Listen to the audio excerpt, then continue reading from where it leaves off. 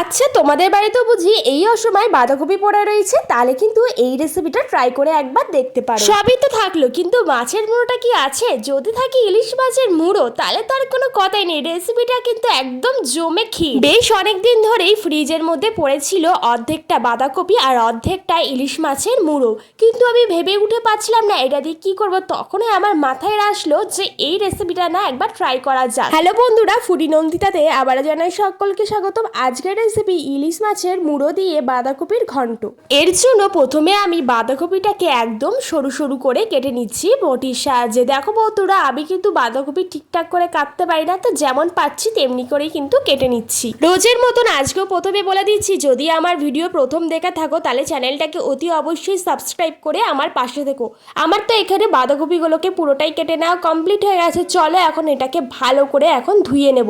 তাই জন্য দেখো বেশ পরিমাণ মতন কিন্তু আমি জল দিয়ে দিয়েছি। এখন আমি এগুলোকে একদম চটকে চটকে ধুয়ে নিচ্ছি। বাঁধাকপিটাকে খুব ভালো করে ধুয়ে নেওয়ার পরে এই জলটাকে ফেলে নিয়ে তারপরে ফিরে আসছি। এখন আমি ওভেনটাকে অন করে এক গামলা জলের মধ্যে কেটে রাখা বাঁধাকপিগুলোকে কিন্তু ভাপিয়ে নেব প্রায় 10 থেকে 15 মিনিটের মতন। এই সময় বাঁধাকপি তো, তাই জন্য একটুখানি বেশি সময় ধরেই ভাপিয়ে নেওয়াটা উচিত, তাহলে কিন্তু তাড়াতাড়ি ভাজাটা হয়ে যাবে। এই কাজটা কিন্তু গ্যাসটাকে লো টু মিডিয়াম আঁচে রেখেই করে নিতে হবে। ওইটা ভাপানো হতে থাকুক, ততক্ষণে আমি ইলিশ মাছের মুড়োর মধ্যে কিছুটা মশলা মাখিয়ে নিচ্ছি। বেশি কিছু না, ওই নুন আর একটুখানি হলুদ দিয়ে মাখিয়ে নেব, যাতে এটা খুব ভালো করে ভাজা হয়ে যায়। মাছের মুড়ো ভাজতে গেলে কিন্তু কড়াইটাকে খুব ভালো করে গরম করে নিতে হবে। কড়াই গরম করে নেওয়ার পরে কিন্তু সর্ষের তেলটাকেও খুব ভালো করে কড়া করে গরম করে নেবে। তারপর লো টু মিডিয়াম আছে মাছের মাথাটাকে তেলের মধ্যে ছেড়ে দেবে। ওই একটু হালকা লালচে ভাব আসলে তেল থেকে ঝরিয়ে তুলে রেখে দেবে মাছের মুড়োটাকে। বেশি একদম কড়া করে ভাজতে যাবে না, তাহলে কিন্তু রান্নার কোনো স্বাদই পাবে না। আর এদিকে দেখো 13 থেকে 14 মিনিট পরে কিন্তু বাঁধাকপিটাকে খুব ভালো করে ভাপানো হয়ে গেছে, তাই জন্য এই জলটাকে এখন আমি ফেলে দেবো। মুড়োটা ভাজার সময় কিন্তু কিছুটা তেল বেঁচে গেছিলো, তাই জন্য ওই তেলের মধ্যে দিয়ে দিচ্ছি 2টো শুকনো লঙ্কা, 2টো তেজপাতা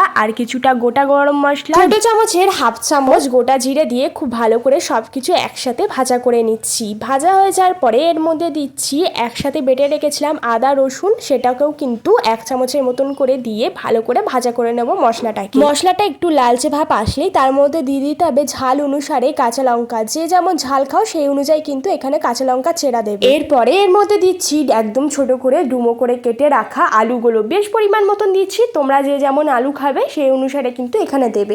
এটাকে দিয়েও একটুখানি ভালো করে কিন্তু কষিয়ে নিতে হবে, মানে ওই আর কি একটু ভাজা ভাজা করে নিতে হবে। পুরোপুরি রান্নাটা কিন্তু একদমই লো টু মিডিয়াম আঁচে রেখেই করতে হবে। এরপর এর মধ্যে দিয়ে দিচ্ছি ছোট চামচে 1 চামচের মতন হলুদটাকে দিয়েও কিন্তু খুব ভালো করে সবকিছু একসাথে কষিয়ে নেব। কয়েক মিনিট ধরে নাড়াচাড়া করার পরে এখান থেকে দেখতে পারবে আলু থেকে কিন্তু পুরোপুরি তেল ছেড়ে দিয়েছে। ব্যাস, তখন আর কি ওই সময় ভেজে রাখা মাছের মুড়োটাকে দিয়ে একটুখানি ভাঙা ভাঙা করে নিতে হবে, মানে খুন্তির সাহায্যে একটুখানি ভেঙে দিতে হবে।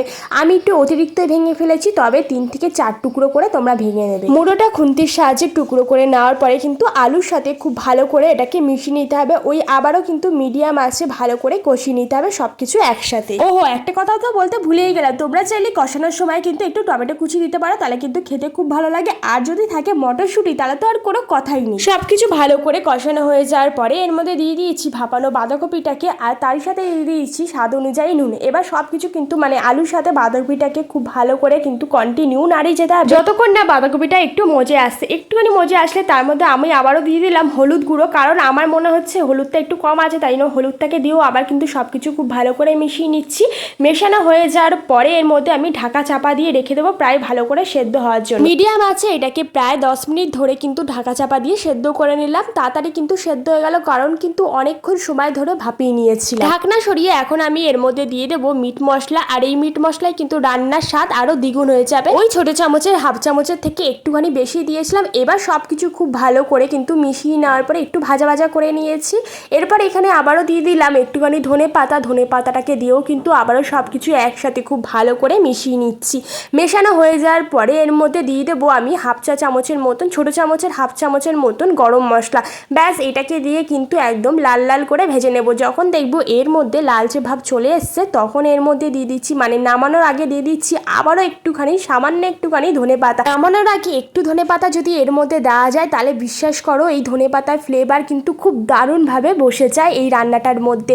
বিশ্বাস করো এতটাই অসম্ভব সুন্দর লাগে না খেতে, কি বলবো তোমাদের। তো এখন আমি একটা প্লেটে সার্ভ করে তারপর তোমাদের দেখাচ্ছি। দেখো দেখতে কতটা পরিমাণে লোভ লোভনীয় হয়েছে, যতটা পরিমাণে লোভনীয় হয়েছে ততটাই কিন্তু খেতে সুন্দর হয়েছে। বাড়িতে কিন্তু একবার অবশ্যই ট্রাই করে দেখো, আশা করছি তোমাদেরও ভীষণ ভালো লাগবে। তাহলে আজকের মতন এইটুকানি।